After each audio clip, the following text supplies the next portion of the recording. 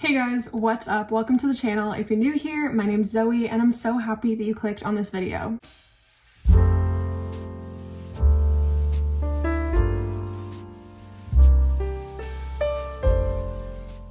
So a few weeks ago, Queen of BookTube, Steph Bohr, made the book recommendation tag, and since then I have seen it floating around all over BookTube. And it sounds so fun, so that's what I'm doing today. I am the biggest fan of tag videos. I've said that in the past. I just think they are so much fun. So if you're interested, I would love to hear all of your answers in the comments, or if you have a channel, feel free to make this video because it is so much fun just to hear everybody's bookish opinions, and I'm excited for it. So this video has 15 questions. Obviously, the purpose of it is to give you 15 recommendations. But I am an indecisive person. I've just read too many good books, guys. So for several of these questions, I have 2 books as my answer, but that's okay. I don't think that's a bad thing because I'm just giving you more recommendations. As you can see, I have a bunch of books sitting here. And again, I'm just really excited to talk about all of them. So let's just get straight into the questions. The first one is a book that you tell everyone is your favorite. And if you know me at all or have seen any of my videos, this probably won't come as a surprise. It's Tomorrow and Tomorrow and Tomorrow by Gabrielle Zevin. This book literally blew me away. I did not expect to like it. I just picked it up because the cover was pretty and it literally changed my life. It replaced my original favorite book as my new one, and it's stayed that way for months now. I think about it literally all the time. It seems like it's about video games on the surface, but on the deeper level, it's actually about friendship and love and life, and it explores the fact that the most important relationship in your life doesn't have to be romantic. And I just think it's such an incredible story. The writing is beautiful. It does take a little bit to get into it. I would say it's sort of boring at first, but once it gets good, it is so good. So I highly recommend giving it a shot if you haven't yet, and just push through until it gets good. I promise you'll like it. And then my other favorite book would have to be Practice Makes Perfect by Sarah Adams. This is the sweetest, most wholesome closed-door romance ever. I'm absolutely obsessed with it, so I highly recommend that you read it. But if you haven't read When in Rome yet, go read that. It is just so cute, and I have never seen so much of myself in a book character, so I related to it a lot, and I just love it so much.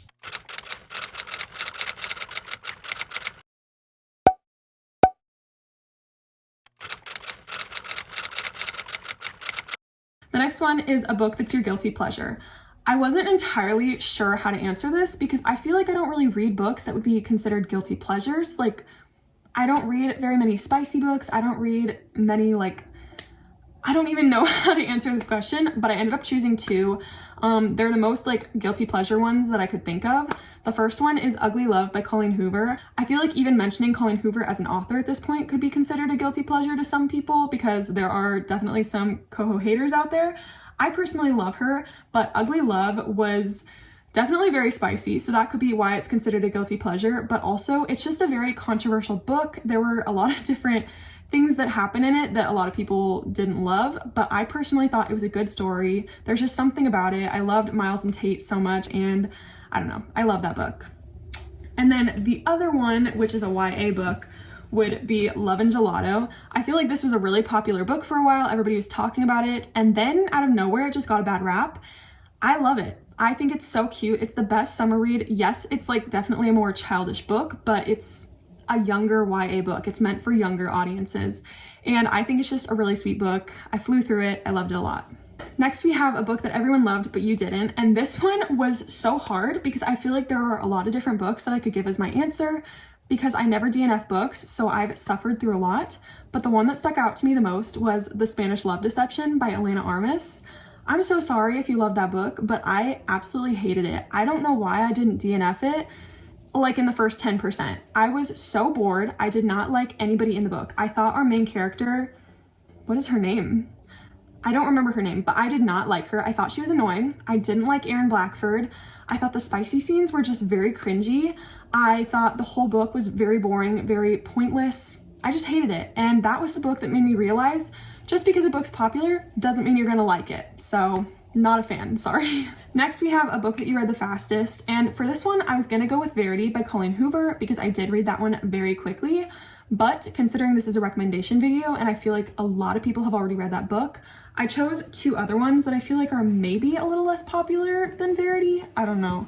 But first we have A Good Girl's Guide to Murder by Holly Jackson. I read this in one sitting, was obsessed with it, and you know that when I read a book in one sitting, it's a good one because I don't have the attention span to do that. I was obsessed with Pip and Ravi. They're so cute, and this is a murder mystery, and I was shocked at the end, so definitely recommend this one. And then another book that I read the fastest, this is an adult thriller mystery, and I was obsessed with it, The Silent Patient.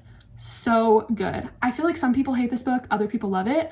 I loved it, thought it was incredible, so many plot twists, so good. Then we have a book that deserves more hype, and I am so excited about this question because I am very passionate about these books. Again, I have two, surprise, surprise, but the first one is Neverworld Wake. I've never heard anybody talk about this ever, and that's so disappointing to me because it's so good.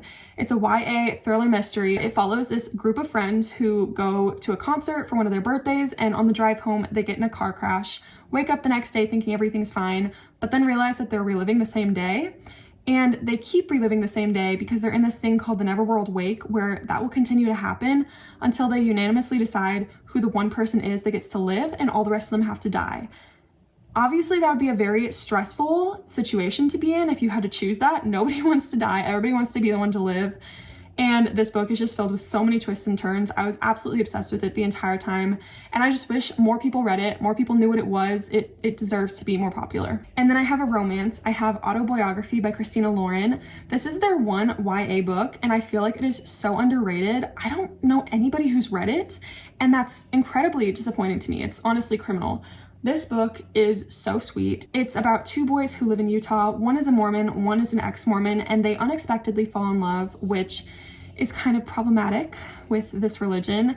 And it's a very heavy story. It has some really heavy and heartbreaking moments, but it is so sweet, so beautiful. I love this book so much. The couple is just one of my favorites ever. I wish more people would read this book because it is just so worth it. Then we have a book that is becoming a movie or a TV show, and I will give you two answers for this one, only because the second one that I have actually was just announced. So my first answer, my original answer, was Turtles All the Way Down by John Green. This is a book that has a lot of different elements to it. It's about a girl with OCD, so you get to explore a lot of mental health representation that I feel like was done pretty well, but it has been a while since I read it. It has some romance in it. It has some adventure in it. I know John Green isn't like super popular anymore like he used to be, but I personally thought this was a really good book, and I cannot.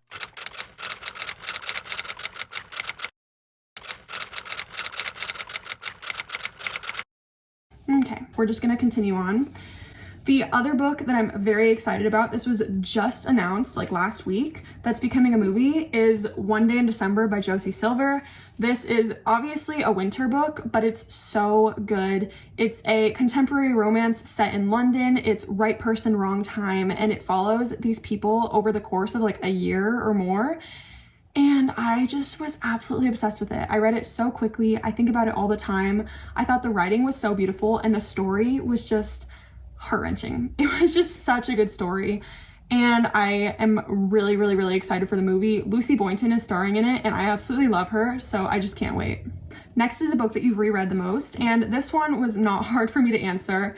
It's The Hunger Games, honestly the whole Hunger Games series, because every time I read one book, I read all three of them. But I have read this series 8 times, possibly 9, but I honestly don't remember. I think I lost count. But this series, it made my entire life. Like, it changed who I was as I was growing up. It made me the reader that I am today. I love it so much. I love Katniss and Peeta. I love the story. I love just everything about it. I will never not love it. I will never stop rereading it. I've reread it so many times. I love it so much. If you've never read the Hunger Games series, please do yourself a favor and go do it. It is just incredible. I know it's YA. I know it's probably overhyped. It's part of the past, but it's so worth reading. Next, we have a book from a genre that you don't typically read, and I'm very excited about this one. It's An Absolutely Remarkable Thing by Hank Green. This is sci-fi. I'm sorry if you can hear my cat. This is written by John Green's brother, and it's about these robots that mysteriously appear all over the world, and nobody knows why. And then the robots start infiltrating people's dreams and leaving these puzzles that the world has to work together to solve to figure out why the robots are on Earth. And along the way, our main character posts some videos to YouTube and kind of becomes like the spokesperson for these robots and everything that's going on. And it is the weirdest story, but it's so freaking good. I don't know, Hank Green has a very weird mind. Like, he's so smart and just has these really weird but good ideas. And I think he just did an amazing job with this book. It has a crazy cliffhanger at the end, and it does have a second book to go with it. It's so good. I wish more people would read it. It's just, again, I don't normally read sci-fi, but I was obsessed with this book.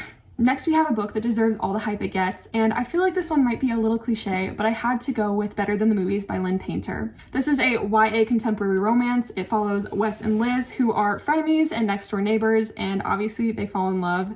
It's so freaking cute, and it has quotes from rom-coms at the beginning of every chapter. I was just absolutely obsessed with it, flew through it, made Lynn Painter one of my favorite authors ever, and if you haven't read this book, you need to. It's just so good. And I read it at a point when I wasn't really a romance reader, and I was still obsessed with it. So I highly recommend it.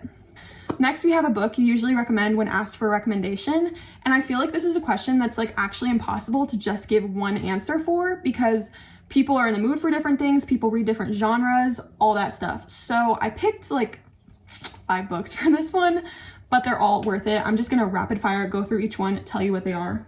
For any classic readers, I would say Little Women. This one obviously is very well loved. It's been made into a movie more than once, and it's so good. It's about these 4 sisters, and you just follow them as they're growing up, and I love it so much. Then we have The Invisible Life of Addie LaRue by V.E. Schwab. This is like light fantasy. It's about this girl who makes a deal to become immortal, but nobody will remember who she is. And then one day somebody does. And it's such a good story. The writing is absolutely beautiful. It's set in France and New York City, and it takes place over more than 100 years, and it's so good. And then we have The House in the Cerulean Sea by TJ Klune. This is a cozy fantasy book. It's found family. It's the cutest book ever, with different little creatures in it that are just the cutest. You just fall in love with everybody in this book, and I cannot recommend it enough. And then as far as romance goes, I recommend Before We Were Strangers by Renee Carlino. It follows Matt and Grace, and they have a love-hate-love relationship. It's then and now timelines. It takes place in New York City, and it is so good, and I wish more people read it. And then the other thing that I always recommend to people is Sarah Adams as a whole. Just all of her books. So good. Can never get enough of them. They're closed doors, so for people who don't like spice, it's perfect. They're really light, fluffy romances. They're completely happy books, so, you know, if you don't want anything sad, perfect. Just Sarah Adams, always will recommend her. Love her so much. And then we have a book with your favorite characters, and for this one, I chose Every Summer After by Carly Fortune. I wanted to choose Practice Makes Perfect by Sarah Adams, but I already used that one, so I'm trying to use different books for these recommendations. But Sam and Percy have my heart forever. I love them so much. I still think about them like a year later, just obsessed with them. Then we have a book you wish you could live in. We have When in Rome by Sarah Adams. I wish I could live in Rome, Kentucky. It's literally my dream. This small town, everybody knows each other. They're all a big family. I love it so much. The characters are so funny. I wish I could just visit Rome, Kentucky, but unfortunately it is a fictional place, so that can't happen, but I'm obsessed and I wish that I could live there. Okay, then we have a book that you thought you would hate, but you ended up loving. This is a book that I almost got rid of so many times. I had it sitting on my shelf forever, and that is Children of Blood and Bone. Absolutely obsessed. A YA fantasy. It has adventure in it. It has people with powers in it. It is so freaking good. It's becoming a trilogy. I'm anxiously waiting for the 3rd book to come out, and I'm just absolutely obsessed with it. You know how you know I'm obsessed with it? Because after reading it, I had to go buy 2 more copies. So I have 2 collector's editions and the original. I plan to reread one of them at some point and tab it. I'm very excited for it. I absolutely love this book. The series is so good. Highly recommend. And then we have a book that made you cry. Not shocking at all. The 7 Husbands of Evelyn Hugo by Miss Taylor Jenkins Reid. Absolutely bawled my eyes out to this at 2 a.m. Could not stop crying. Twist after twist after twist had me sobbing like a baby. I will tell people this. If they want a book to make them cry, I will always recommend this book. It's just so good. And I know most people have already read it, but I could not talk about this one because it's rare for me to cry in books. And this one made me cry that hard, so it obviously had to be included in this. And then our final question, a book that you wish you could read for the first time. And I had a hard time picking one for this because there are so many books that I feel that way about. but one that I always think of very fondly and wish that I could experience for the first time again is 11/22/63 by Stephen King. It is a brick, so don't be intimidated by it, but I highly recommend it if you like Stephen King, or even if you don't, because this one is not horror. It is a time travel story. It's about the assassination of JFK. It's very weird. So much stuff happens in it, but as I said, it's time travel. There is a side of romance in it that's really, really sweet.